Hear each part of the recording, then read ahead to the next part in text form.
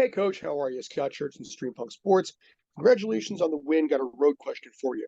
Last year, you had one win overall the entire season. You got three in a row, which is now the first time since 2019 for the team. Talk a little bit about the difference between last year and this year. Thanks. I've said before, I don't really like talking in cliches, and I don't like to, talk in riddles. But tough times make strong teams, and we're better now for that. And in those moments, it's painful, and in those moments, it's frustrating, and in those moments, you have to take the criticism. But we did a lot of work reviewing last year. We did a lot of work looking forwards. We did a lot of work through pre-season on, knowing that a good away record will solidify league position, and the players are showing real leadership and a real understanding of how to grind out results on the road. JJ? Nick, it was a tough battle in the midfield and in the final third. Obviously, you made that one substitution in the 81st, which led to the goal. Can you just talk about what you saw from down there on the field that led to that sub and the eventual goal? Yeah, I'm frustrated with myself tonight because I thought it was a perfect example on how not to play Carles Gil and how not to set up a team against him. So I'm frustrated with myself tonight on that one, and I'll go away and look at it. And we managed to sort of get a grip of it by putting Justin in and change the shape a little bit. But I thought the guys, when they were put under pressure in those moments, to absorb the pressure and absorb those moments and defend the box in the way that we did, gives us the opportunity to take a point or nick it on the other end. And it's a great goal. I thought we had the biggest chances in the game, and I thought we looked like the team that was going to go and win it. But I thought we caused our team some problems tonight. Back to the Zoom, Michael Ender. Nick, Mike Andrew from Blue City Radio. Ugly wins count as many points as clean wins. How do you feel about this one? Yeah, I said to the guys then, I said, we've always looked and reviewed and reflected on performance, whether we win or we lose, whether we play well or we play average or we play good. And we'll go through that process again. But, if you want to do something special and you want to become a team that, gets good position, goes on to achieve something, you have to win in many ways, right? You have to be able to get the last minute goal against Charlotte. You have to be able to defend the game out. You have to be, I thought that was probably one of the first times in a long while I haven't really enjoyed watching us. And, I blame myself for that. So the players show a great resilience to just absorb problems and almost find the emergency solution to those problems and, then go and win it on the other end. So it's great testament to the guys. I'm really proud of them tonight because they showed a real grit to go and get 3 points. Oliver? Hi, thank you.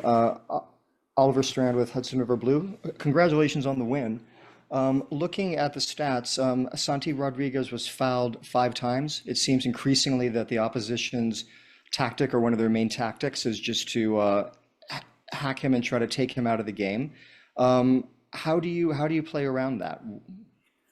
Well, we rely on the officials. We between myself, Mehdi, Bellucci, Leon, and Rob Vortugian, we're consistent. We were doing it again tonight, consistently communicating with the fourth official that it's number 5, number 6, number 7, because we don't count them, but you can see them. He is in form at the moment. He's a really important guy for us, so we can see that maybe he's getting lined up at times. And like I say, sometimes it astonishes me. I get it, it's a difficult job, but it astonishes me when Thiago Martins makes 1 foul and gets a yellow card, and Santi Rodriguez is fouled 10 times and there's no yellow cards. But I let the officials do their job. But we need him protecting, because the better he plays, the more focus is on him.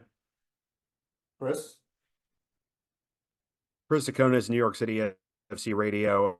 Coach, Keaton Parks with that late goal coming in the 81st minute off of that cross from Tavon Gray. Just what did you see on the goal, and what have you seen out of Tavon Gray to facilitate on 2 weeks in a row? Thanks. I didn't think we had any balance in our midfield, and I think that's why Carles Gil found space, and that's why he's running at our back line trying to create moments for New England. And I spent 15 minutes trying to communicate Keaton Parks and Justin Hack to sit to be able to control that space, and then he runs in the box, so he's as far away from where I wanted him to be. But I've pushed this team all year to be an attacking team, to have an attacking mentality, to be a team that gambles, to be a team that takes risks, because I don't think we did it enough last year, and it's the way I want to play football. I want to give our fans wins. So if that means being risky, I want the players to go take risks. And, you know, he runs in the box. Tavon puts a great ball in. That's 2 assists and 2 for Tavon. And he's told me 100 times already in the dressing room. So, like I say, it's a real good example of the growth of our team, because I'll say again, I want our team to adopt an attacking mentality. And if they can go and find a moment to win a game instead of taking a tie, you know, it tells me that we're moving forward. Back in the room, JJ. Nick, with a quick turnaround with you guys playing again on Friday, outside of Matt Freeze's play, what other positives could you take from this game into that match? Winning on the road again, winning when we didn't play well. We defended our box really well. If you look at the XG and the chances, you know, we were almost double the expected goals that they had, and they probably had the majority of moments, right? They had the majority of opportunities, but we defend the sides well, we defend the box well with Thiago and Burke. Matt makes some good saves, and you know, I think we had some big chances in the game. Argu's chance in the first minute, Alonso's chance, Hannah's had one, Mali had. So, you know, there are positives. It's just the feeling when you come off of frustration, because, you know, I want our team to dominate. I want us to play a dominant way, but I also understand we can't always do that. Matt, back to the Zoom. Hey, Coach. Matt Mangum, Hudson River Blue. Congrats on the win.